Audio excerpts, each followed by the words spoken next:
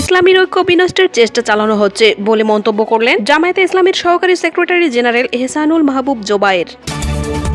জামায়াত প্রার্থীরা আচরণবিধি মানছেন না, অভিযোগ বিএনপি প্রার্থী মিল্টনের। প্রবাসী ভোটারদের ২৫ জানুয়ারির মতো ব্যালট পাঠানোর আহ্বান ইসির। শুনছিলেন শিরোনাম, এবারে বিস্তারিত। অপপ্রচার চালিয়ে জামায়াতে ইসলামী সহ ১০ দলীয় ঐক্য বিনষ্টের চেষ্টা চালানো হচ্ছে বলে মন্তব্য করেছেন বাংলাদেশ জামায়াতে ইসলামীর সহকারী সেক্রেটারি জেনারেল এহসানুল মাহবুব জোবায়ের। বুধবার প্রতীক বরাদ্দের পর সাংবাদিকদের কথা বলেন তিনি। জামায়াতের সহকারী সেক্রেটারি জেনারেল বলেন, আসন্ন জাতীয় নির্বাচন অত্যন্ত গুরুত্বপূর্ণ।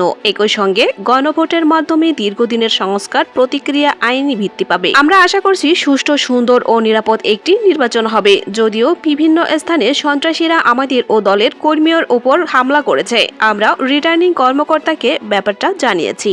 আশা করছি সামনে এ ধরনের ঘটনা যাতে না ঘটে এবং প্রার্থীদের নিরাপত্তা আরও জোরদার ও নিশ্চিত করা হোক। নারীদের দিয়ে আগাম প্রচারণার অভিযোগের প্রশ্নে এহসানুল মাহবুব জোবায়ের বলেন, এ তথ্য পুরোপুরি অসত্য। তফসিল ঘোষণার পর সব প্রচারণা সামগ্রী আমরা অপসারণ করেছি, ইসির অপেক্ষা করিনি। অপপ্রচার চালিয়ে জামায়াতে ইসলামী সহ ১০ দলীয় ঐক্য বিনষ্টের চেষ্টা চালানো হচ্ছে।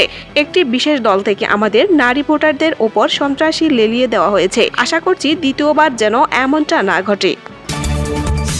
এদিকে ঢাকা ১৫ আসনের বিএনপি মনোনীত প্রার্থী শরীফুল ইসলাম খান মিল্টন অভিযোগ করে বলেছেন, নির্বাচনে অন্য প্রার্থীরা আচরণবিধি লঙ্ঘন করলেও নির্বাচন কমিশন বা সংশ্লিষ্ট কর্তৃপক্ষ কার্যকর পদক্ষেপ নিচ্ছে না।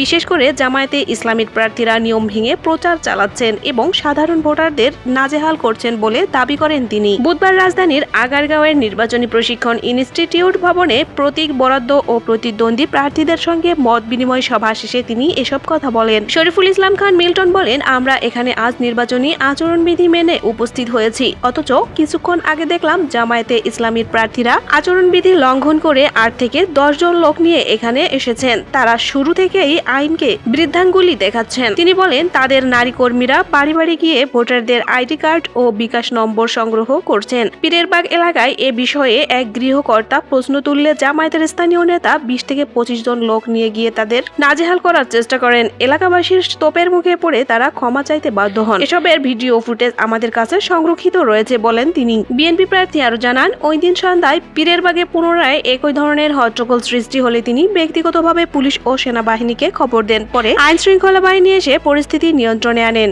ভোটাধিকার নিয়ে মিল্টন বলেন, দেশের মানুষ দীর্ঘদিন ধরে ভোটাধিকার থেকে বঞ্চিত। আমরা প্রার্থী নির্বাচন কমিশনকে একটি সুষ্ঠু ও গ্রহণযোগ্য নির্বাচন আয়োজনের সব ধরনের সহযোগিতা করতে চাই, কিন্তু কমিশনকেও কঠোর হতে হবে বলে মন্তব্য করেন তিনি। নির্বাচনের দিন ভোটাররা যেন কোনো ভয়ভীতি ছাড়া নির্বিঘ্নে কেন্দ্রে গিয়ে তাদের ভোটাধিকার প্রয়োগ করতে পারেন, সেই নিরাপত্তা নিশ্চিত করবে প্রশাসন, আশা প্রকাশ করে বক্তব্য দেন তিনি। এদিকে আগামী ২৫ জানুয়ারির মধ্যে পোস্টাল ব্যালটে ভোটদান সম্পন্ন করে নিকটস্থ পোস্ট অফিসে পাঠানোর জন্য প্রবাসী বাংলাদেশি ভোটারদের প্রতি আহ্বান জানিয়েছে নির্বাচন কমিশন ইসি। বুধবার নির্বাচন কমিশনের জনসংযোগ শাখার পরিচালক রুহুল আমিন মল্লিকের দেওয়া বিজ্ঞপ্তিতে এ তথ্য জানানো হয়।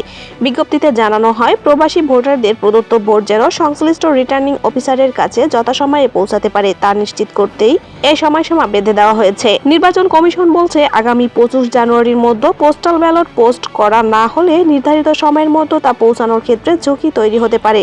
এজন্য প্রবাসী ভোটারদের সুবিধার্থে এবং ভোট গণনা প্রক্রিয়া নির্বিঘ্নে রাখতে আগামী রোববারের মধ্যে ভোটদান কার্যক্রম সম্পন্ন করে ব্যালট পেপারটি ডাকযোগে পাঠানোর অনুরোধ জানিয়েছে কমিশন। বিজ্ঞপ্তিতে আরও জানানো হয়, নির্বাচনী প্রক্রিয়া স্বচ্ছ ও অংশগ্রহণমূলক করতে প্রবাসীদের এই সময়সীমা কঠোরভাবে মেনে চলা প্রয়োজন। নির্ধারিত সময়ের পর পাঠানো ব্যালট সময় মতো না পৌঁছালে তা গণনা অন্তর্ভুক্ত না হওয়ার আশঙ্কা থাকে বলেও জানায় ইসি।